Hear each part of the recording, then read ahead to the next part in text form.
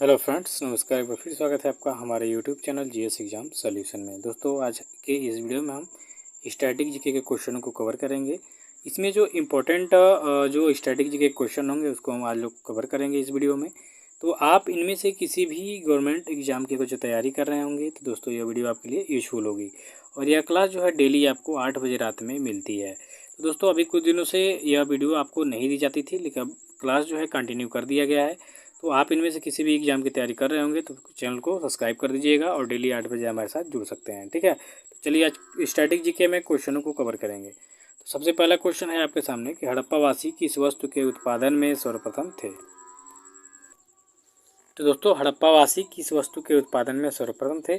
तो जो हड़प्पा सभ्यता के लोग थे, यहाँ पे उस समय सबसे ज़्यादा कपास का उत्पादन किया जाता था। तो इसलिए हड़प्पावासी जो थे कपास के उत्पादन में अग्रणीय थे। और सबसे बड़ी बात यह है कि विश्व में जो कपास की खोज हुई थी हड़प्पावासी जो थे इन्होंने ही खोजा था, तो याद रखिएगा। ठीक है, तो हड़प्पावासी जो है कपास के उत्पादन में सर्वप्रथम थे। दूसरे नंबर के क्वेश्चन को देखिए कि जो हड़प्पा सभ्यता थी दोस्तों, इसकी खोज किस वर्ष हुई थी। तो दोस्तों, हड़प्पा सभ्यता की जो खोज है 1921 को हुई थी। सर दयाराम साहनी ने इसको खोजा था सिंधु प्रांत में। और उस समय जो है पुरातात्विक विभाग के जो अध्यक्ष थे सर जॉन मार्शल थे, इन्हीं की देखरेख में ये खुदाई हुई थी। और दयाराम साहनी ने इसको खोजा था 1921 में। अब यहाँ पे तीसरे नंबर का क्वेश्चन देखिए कि हड़प्पा स्थल जो लोथल है किस राज्य में स्थित है। देखिए, हड़प्पा स्थल जो लोथल है बहुत इम्पोर्टेंट जगह था। यहाँ पे बंदरगाह भी था और हड़प्पा काल का बहुत ही फेमस। तो यह जो स्थित है आपके गुजरात में स्थित है। ठीक है, तो इसका राइट आंसर हो जाएगा विकल्प सी कि हड़प्पा स्थल जो लोथल है ये आपके गुजरात राज्य में स्थित है। चौथे नंबर के क्वेश्चन में है कि सांख्य जो दर्शन है इसके प्रवर्तक कौन है। तो दोस्तों, सांख्य दर्शन के प्रवर्तक आपके कपिल मुनि हैं। ठीक है, तो इसका राइट आंसर हो जाएगा आपका विकल्प डी कि जो सांख्य दर्शन है इसके प्रवर्तक हैं आपके कपिल जी। पाँचवें नंबर के क्वेश्चन को देखेंगे कि ऋग्वेद में सबसे पवित्र नदी जो है किसे माना गया है। तो मित्रों, ऋग्वेद में सबसे पवित्र नदी जो है वह सरस्वती को माना गया है। ठीक है, ऋग्वेद में गंगा का उल्लेख नहीं मिलता है, सरस्वती का बहुत ही ज़्यादा ही उल्लेख मिलता है। तो ऋग्वेद में जो सबसे पवित्र नदी थी सरस्वती नदी थी। ठीक है, जो अब विलुप्त के कगार पे है। तो ऋग्वेद में सबसे पवित्र नदी कौन? सरस्वती नदी, याद रखिएगा। चलिए नेक्स्ट क्वेश्चन देखेंगे छठे नंबर का कि किस शासक ने बौद्धों के लिए विख्यात विक्रमशिला विश्वविद्यालय की स्थापना की थी। देखिए, विक्रमशिला विश्वविद्यालय की यहाँ पे बात हो रही है। तो विक्रमशिला जो विश्वविद्यालय है इसकी स्थापना धर्मपाल ने किया था, जो पाल वंश से संबंधित है। ठीक है, अब पाल वंश का संस्थापक गोपाल था और जो इसका प्रमुख एक राजा हुआ धर्मपाल, इसने बौद्धों के लिए विख्यात विक्रमशिला विश्वविद्यालय की स्थापना की थी। तो इसलिए विकल्प जो आपका बी होगा इसका राइट आंसर हो जाएगा। चलिए नेक्स्ट क्वेश्चन की तरफ चलेंगे। तो आपका अगला क्वेश्चन है सातवें नंबर का कि भारतीय संविधान में कुल कितनी अनुसूचियां हैं। तो दोस्तों, भारतीय संविधान में कुल अनुसूचियों की संख्या जो है 12 है। ठीक है, तो अनुसूचियां कितनी हैं आपकी? 12। तो इसका राइट आंसर क्या हो जाएगा? विकल्प सी हो जाएगा कि भारतीय संविधान में कुल अनुसूचियों की संख्या है 12 और इसके 22 भाग होते हैं। ठीक है, कितने भाग हैं? 22 भाग हैं और 12 अनुसूचियाँ हैं। तो इसका सही भी उत्तर हो जाएगा विकल्प सी। 8 नंबर के क्वेश्चन में है कि पेप्सिन क्या होता है। ठीक है, पेप्सिन क्या है। तो दोस्तों, पेप्सिन क्या है? तो पेप्सिन एक प्रकार का एंजाइम होता है। ठीक है, एंजाइम है। ठीक, पेप्सिन क्या है? एंजाइम है। तो विकल्प डी इसका राइट आंसर हो जाएगा। ये बहुत ही इंपॉर्टेंट क्वेश्चन है। ठीक है, तो इसका राइट आंसर विकल्प डी हो जाएगा। चलिए 9वें नंबर के क्वेश्चन की तरफ नज़र डालेंगे कि उत्तर प्रदेश में राज्यसभा की जो सीटें हैं वो कितनी होती हैं। तो उत्तर प्रदेश में राज्यसभा की सीटें जो होती हैं 31 होती हैं। ठीक है, अब सीटों से बात आ गई है तो ध्यान से देखिए कि उत्तर प्रदेश में राज्यसभा की सीटें हैं 31, विधान परिषद की सीटें हैं 100, लोकसभा की सीटें हैं 80 और विधानसभा की सीटें हैं 403। तो याद रखिए, उत्तर प्रदेश में राज्यसभा की सीट है 31, 100 सीटें आपकी विधान परिषद की हैं, 80 सीटें आपकी लोकसभा सीट है और 403 आपकी विधानसभा की सीट है। तो याद रखिएगा, क्लियर कर लीजिए सीटों से ये क्वेश्चन अगर जो आएगा तो क्या है।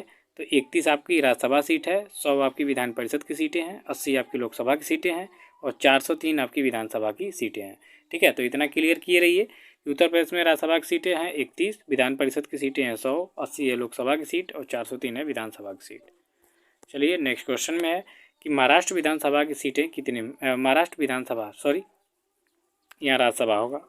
ठीक है, राज्यसभा महाराष्ट्र राज्यसभा की सीटें कितनी हैं? तो महाराष्ट्र में राज्यसभा की जो सीटें हैं वो आपकी 19 हैं। ठीक है, तो इसका सही कर लीजिएगा कि महाराष्ट्र में राज्यसभा की सीटें जो हैं आपकी 19 हैं। विकल्प इसका बी हो जाएगा राइट आंसर। ठीक है, चलिए 11वें नंबर के क्वेश्चन को देखिए कि साइमन कमीशन जो है भारत पर कब आया था, भारत में कब आया था। तो साइमन कमीशन की यहाँ पे अगर जो बात करेंगे हम लोग, तो साइमन कमीशन जो है वो 1928 में भारत आया था। तो इसका राइट आंसर हो जाएगा विकल्प सी कि साइमन कमीशन भारत में जो है 1928 को आया था। 12 नंबर के क्वेश्चन में है कि बंगाल का जो विभाजन है कब हुआ था। तो दोस्तों बंगाल का विभाजन जो है 1905 में हुआ था, लॉर्ड कर्जन के शासनकाल में। लॉर्ड कर्जन ने ही बंगाल का विभाजन किया था। तो याद रखिए 1905 में बंगाल का विभाजन हुआ था। विकल्प इसका डी जो होगा राइट आंसर हो जाएगा। 13 नंबर के क्वेश्चन को देखिए कि विश्व का चीनी का जो कटोरा है किसे कहा जाता है। तो विश्व का चीनी का जो कटोरा है वो क्यूबा को कहा जाता है। भारत में को जो कहा जाए कि चीनी का कटोरा किस राज्य को कहा जाता है, तो उत्तर प्रदेश को। यहाँ बात हो रही है विश्व की, तो विश्व का चीनी का जो कटोरा है क्यूबा को कहा जाता है। तो विकल्प इसका जो ये होगा इसका राइट आंसर हो जाएगा। चलिए नेक्स्ट क्वेश्चन देखेंगे दोस्तों 14 नंबर का कि असम का राज्य पशु कौन है। तो दोस्तों जैसा कि आप लोग जानते हैं एक सींग वाला गैंडा असम के काजीरंगा नेशनल पार्क में पाया जाता है और वहाँ बहुत फेमस है। तो इसलिए असम का जो राज्य पशु है वो गैंडा ही है। ठीक है, तो इसका जो विकल्प भी होगा सही उत्तर हो जाएगा कि उत्तर प्रदेश असम का राज्य पशु है गैंडा। और असम की राजधानी कहाँ है? दिसपुर। 15 नंबर का क्वेश्चन देखिए आ ही गया कि काजीरंगा नेशनल पार्क जो है किस राज्य में स्थित है। तो दोस्तों काजीरंगा नेशनल जो पार्क है वो आपके असम राज्य में स्थित है।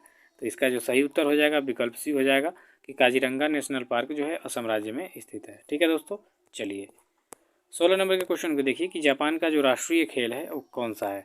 तो दोस्तों जापान का जो राष्ट्रीय खेल है वो आपका जूडो है। क्या है? जूडो। तो इसका सही उत्तर हो जाएगा विकल्प डी कि जापान का राष्ट्रीय खेल क्या है? जूडो। 17 नंबर के क्वेश्चन की तरफ नज़र डालिए कि कबड्डी में जो खिलाड़ियों की संख्या होती है कितनी होती है। तो दोस्तों खिलाड़ियों में कबड्डी में खिलाड़ियों की जो संख्या होती है वो होती है आपकी 7। ठीक है, तो इसका सही उत्तर हो जाएगा विकल्प ए कि कबड्डी में खिलाड़ियों की जो संख्या होती है 7।